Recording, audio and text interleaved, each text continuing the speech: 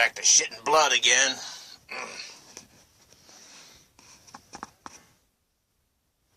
I keep trying, trying to heal. It's hard to heal when, you go like 3 or 4 days and you don't shit blood, and all of a sudden, like this morning, it's just all blood, practically. Practically just all blood. Really nothing much else to it but blood. It's been stormy. This is the most sun we've gotten in a long time, about a week. So we're trying to pull charge. So far up to 13.4. Hopefully we get it to turn over at least once. Get up above 14.5 and it turns over. That's a charged battery. It'd be nice to get it up there. But a couple more sun breaks and we'll get that charge.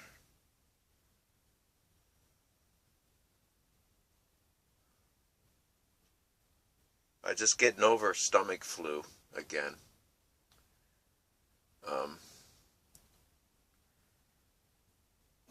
Something's wrong with me. I don't know what it is.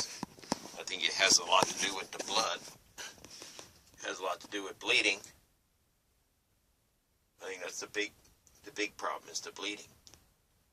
As soon as I get healthy, man, as soon as it seems like it's stopped,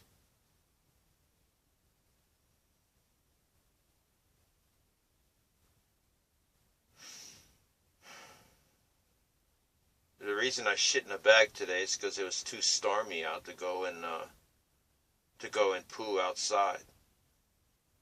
And I took the toilet out of the RV because I don't want a toilet in my house. It reminds me of prison. It reminds me of being in prison. The brief moment that I was there in Colorado, it has damaged me to the point where I don't even want to be around humans. I can't live with a toilet in my house, like in the same room as me. It reminds me of being in prison. I don't want to live like that.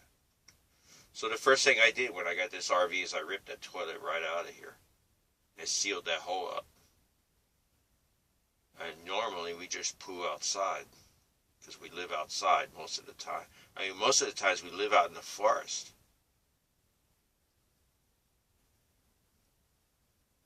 I can't tolerate the world. The world. They offer me this world. They offer me this world. They offer it to me. They say, well, here's the world. Here's this world you're born into. And there's really nothing I can do. They offer it to me. Like as if there's something great about it. But there's really nothing great about this world they offer to me.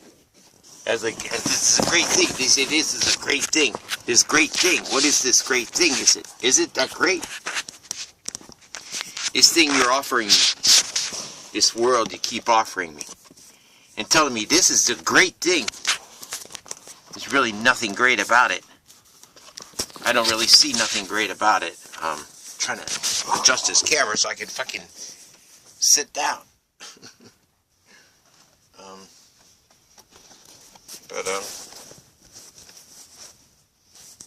Yeah. Everybody seems to think that I'm bitching too much or something, I guess. I don't know what to do anymore. I mean, nobody gives a fuck. I just have to admit it. I gotta come to terms with that.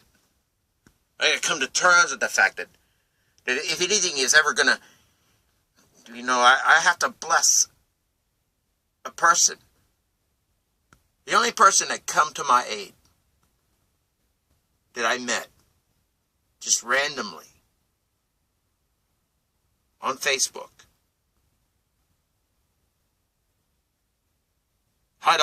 Always offers you these people that they think that the program thinks you're compatible with. Well, one day I just went for their ride and I met this person. This man from Romania. This man named Paul. And this man sent me money at the holidays. It wasn't much, but it's just the fact that he made an effort to help me. A person I'm just totally on the other side of the planet. I've never actually sat down with this soul, but I know that we're we're from the same place. And by interacting with this individual, I was able to learn a lot about myself. I was able to open up my heart and to learn about another person. And so this year when this brother Paul offered me money, I was apprehensive. Because I usually just turn. When people offer me money, I don't normally take it.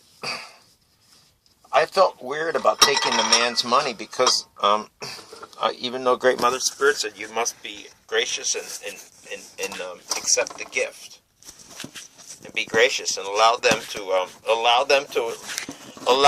people to work out their karma.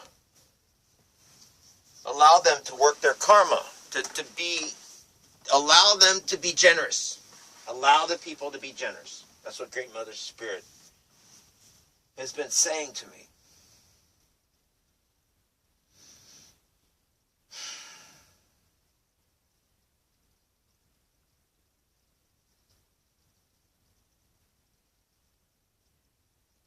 It's a struggle. I've been really working hard at going without in order to survive. And that's all I have is I have to go without in order to exist.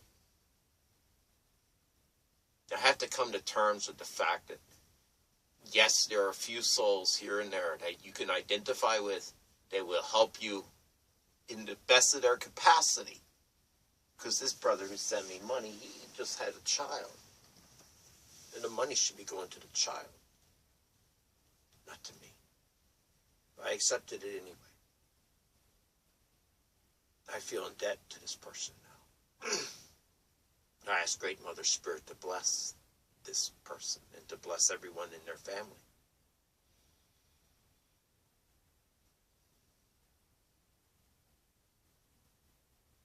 I don't know what else to do but to do that, to offer my blessing and to remember them in my prayer, in my meditation.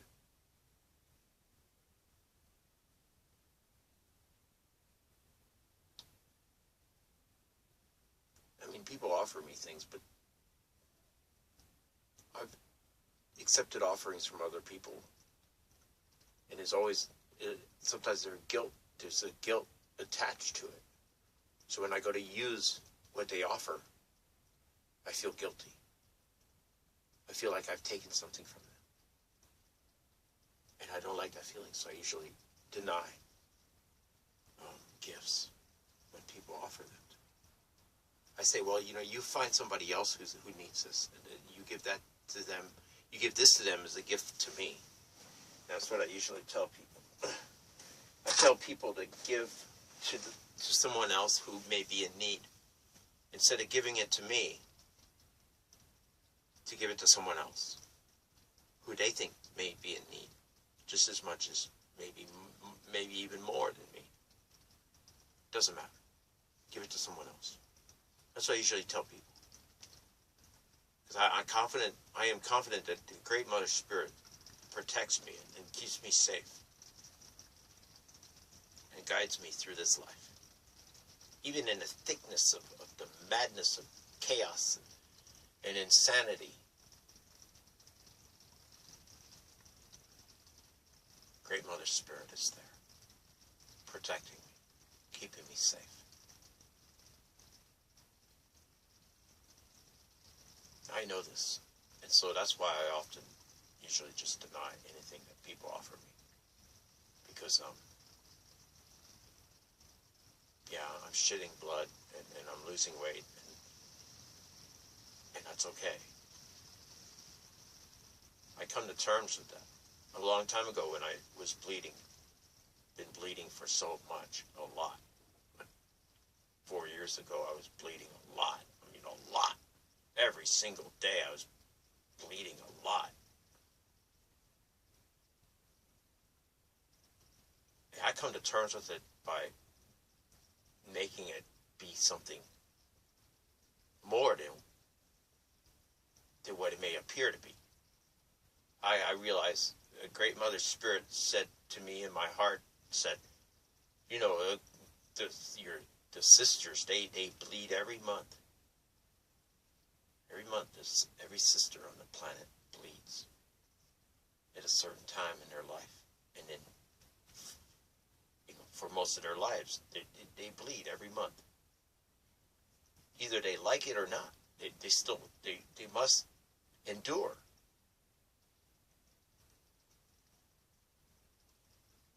I said that, well, the great pain that I come into this life caused great pain to my mother. I give the pain back to Great Mother Spirit by bleeding every single day for the rest of my life. I accept that. I accept the feeling in my stomach that I have every morning from the blood loss. I see it as a shedding away of all the negative karma that I've taken on in this billions and trillions and trillions and trillions of lives that I've existed as, to get me to this very point.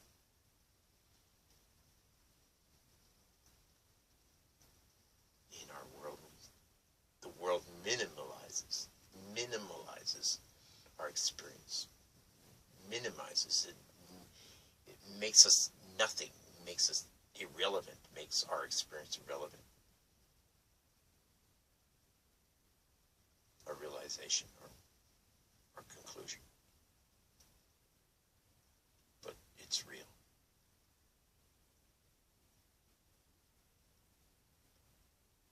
When Great Mother Spirit was born in my heart, I realized Great Mother Spirit.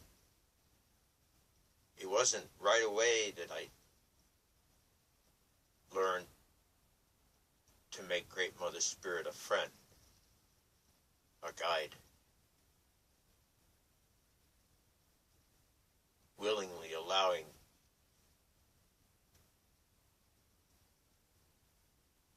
a higher understanding that it was always correct, always, every single time. Great Mother Spirit speaks in my heart through intuition, through the dream time,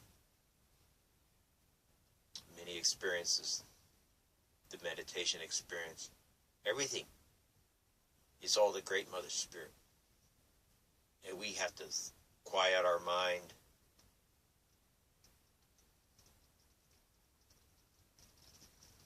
let go of all the outer, let it all go.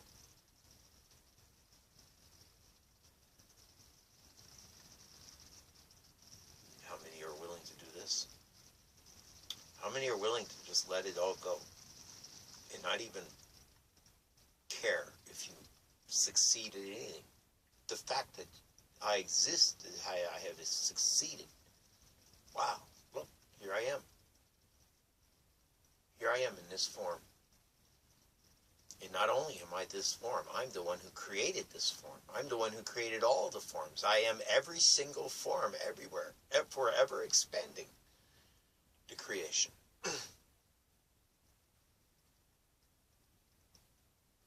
Many different dimensions.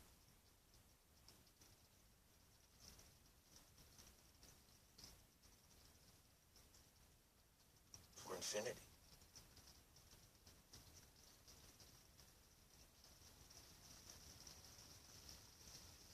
That I am. What is there to accomplish? Realizing that there is no reason to re-exist, to return. Realizing that, so I am everything, and I am everyone. What point is there to exist again as this form, as this personality? Why not just take the pause and not ever deviate from the pause when we leave this form, this experience? When we enter the light again, Why not just stay there?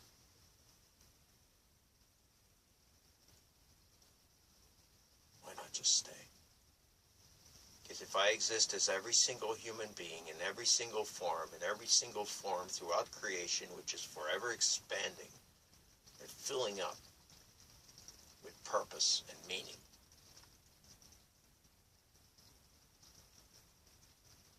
what is there to do if it's already done? If it's already being done?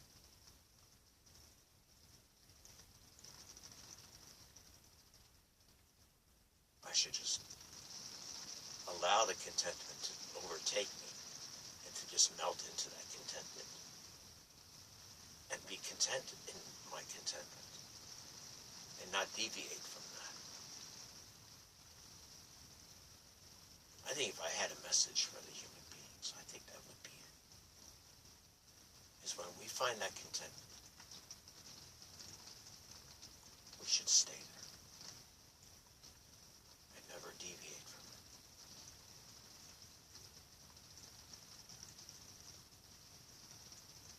Just to see what would happen. If we didn't come back, if we didn't insist on re-manifesting,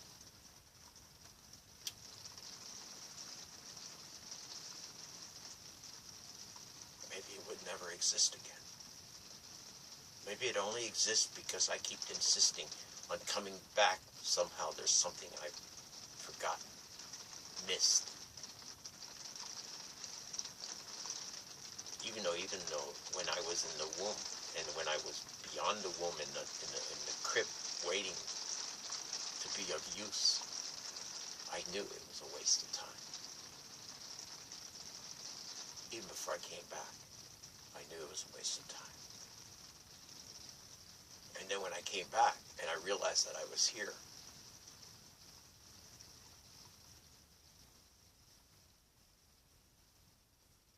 I said, oh no, what have I done? What have I done? What have I done? And I've been stuck in this body ever since, writing it out, going through these experiences.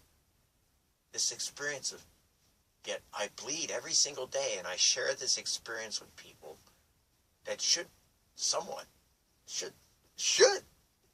some concern. It's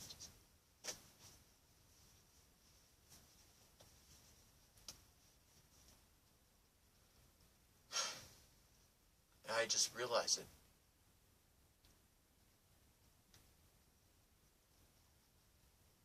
I really just don't belong here.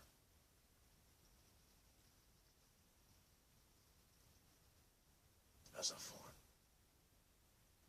It's futile. It's absolutely futile. Just the fact that people can't even open up the empathy in their own heart to help another human being who's in help, who needs help.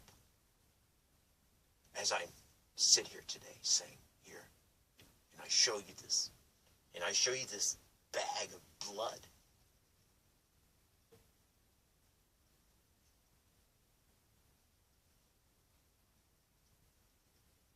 And why do I deserve to suffer like that? I haven't done anything to cause that. And yet every single day, almost every single day I bleed.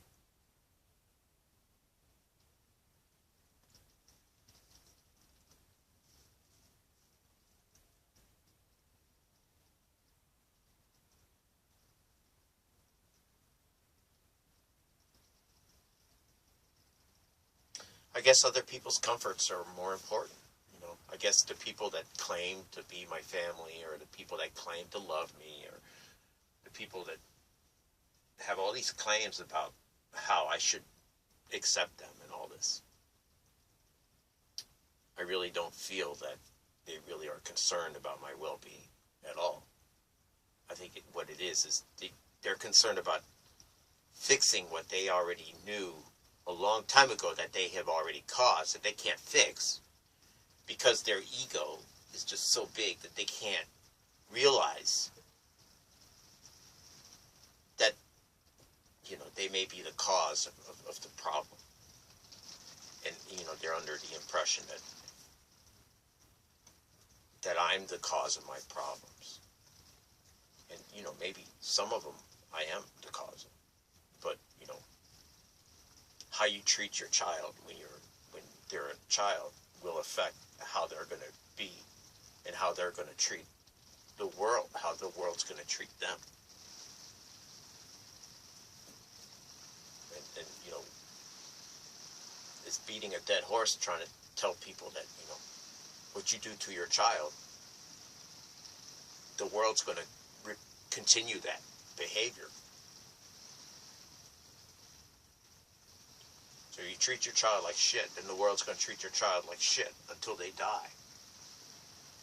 And that's a fact. Any behavior psychologist, anybody with any intelligence, anybody with any education, anybody with any empathy or love in their heart can understand that. So if you treat the child well and you take care of the child and you teach the child how to survive and you teach them everything you know how to survive, and you make sure that they know how to survive before you set them loose into the world,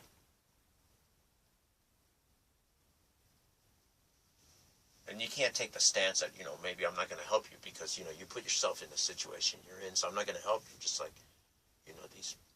my so-called family has recently said to me, I had to come to terms with the fact that, nobody's going to help Pascal. Now, I'm waiting on the VA, but why would the VA help me? I started bleeding way before I went into the military. I've been bleeding ever since I was a child. But nobody helped Pascal when Pascal was bleeding in his teens. I remember there being blood in my stool ever since I was as young as I can remember. And yet no one's ever helped me. I don't understand it. But, that's on beating a dead horse. It's a waste of time. It's a waste of time.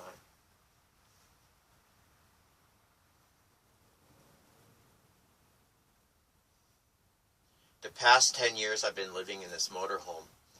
Even though there have been a few bumps here and there, it's been the only time in my whole life when I can claim that I've had my own space. Even though it's a tiny motorhome, it's my own space. And I've never had this. All my life, I've never had this.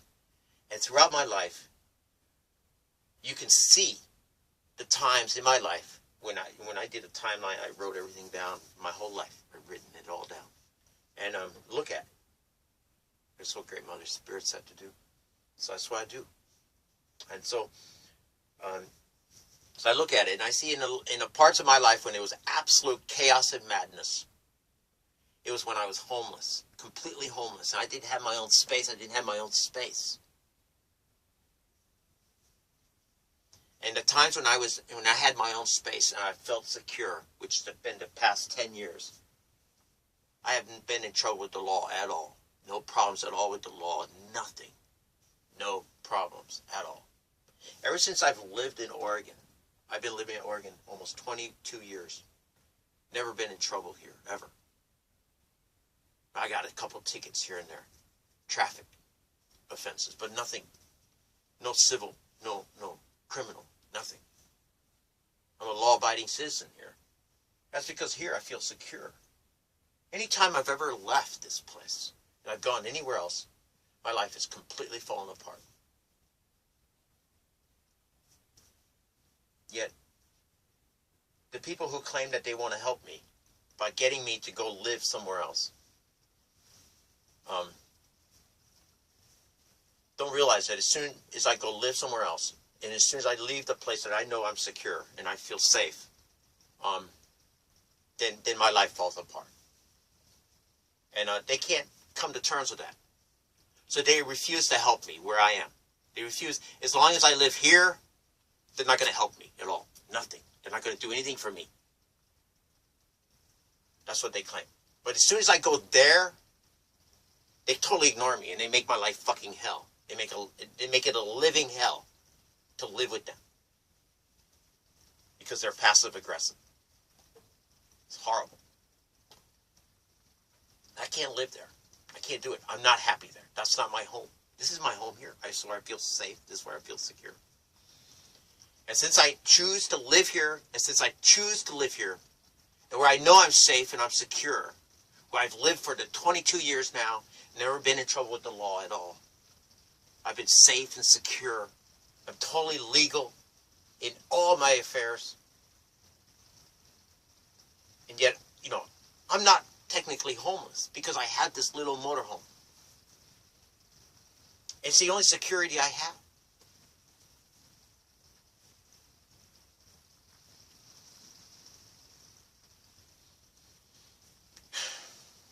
That's because it's mine, and nobody owns this. Nobody owns this. This is mine. I own this. And nobody can control me through them owning my dwelling, my personal space. Nobody can control me. And in that, I become free. And in my freedom, even though I bleed every single day, almost, that problem is not stemmed. The health problems aren't stemmed from this sanctuary that I've been able to obtain and maintain, which allows me to live, even though it's a logging road and I live on the end of a logging road. Nobody's bothering me here. As long as I respect it, I don't put no trash on the ground, everything's fine.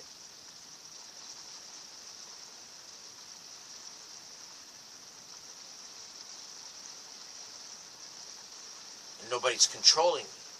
I'm healthy. Trying to get healthy. Trying to be healthy.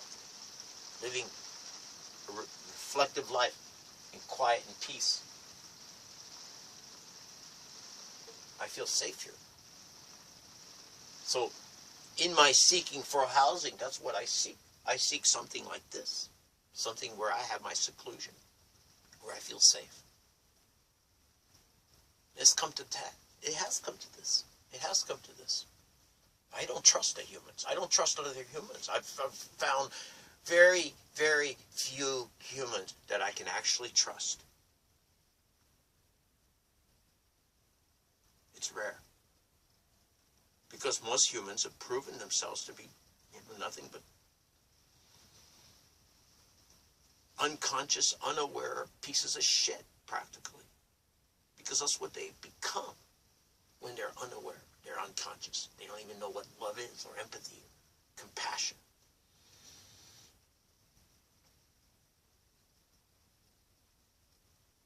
And that's most of the world, so I don't really want to be in it. Don't want to be in their world. I've been thrown into this world. This is their world they've thrown me into. By getting me to believe that somehow there's something to miss. That there's something to miss here. But there isn't. There's nothing to miss. There's nothing to obtain that you're not going to have to let go. Even this form, you're going to have to say goodbye to. And you'll never get the same form ever again. You'll never get the same experience ever again. Ever again. So even though you're going to come back, you're going to keep coming back, and you're going to keep coming back somehow, believing that somehow you can make it different this time. And you can do it differently this time. You can't. You can't. Great Mother Spirit will bring you back if you want to come back. You'll come back, but you'll get a whole different body. A whole different set of circumstances. That's the way it is. That's infinity at play. Infinity which manifests the finite. And through the finite, we experience ourselves and realize our infinity. Realize that our infinity is not here. This is a limited experience. You're going to have to go to sleep. You're going to have to urinate. You're going to have to eat. You're going to get sad. You're going to get happy. And everything, all the experiences, they're going to dissipate. They're going to go away. They're eventually going to go away. And then when you think they're gone, they're going to come back. And then they're going to go away. And then they're going to come back. And you're going to miss it. And you're going to acquire it, then you're going to miss it, then you're going to reacquire, you're going to grow tired of it, then you're going to let it go, then you're going to miss it again, and you're going to acquire it, then you're going to grow tired of it, then you're going to let it go, and you're going to do this 10 billion, trillion times. Always believing that every single time you've done it is the first time. Forgetting every single time that you've done it before.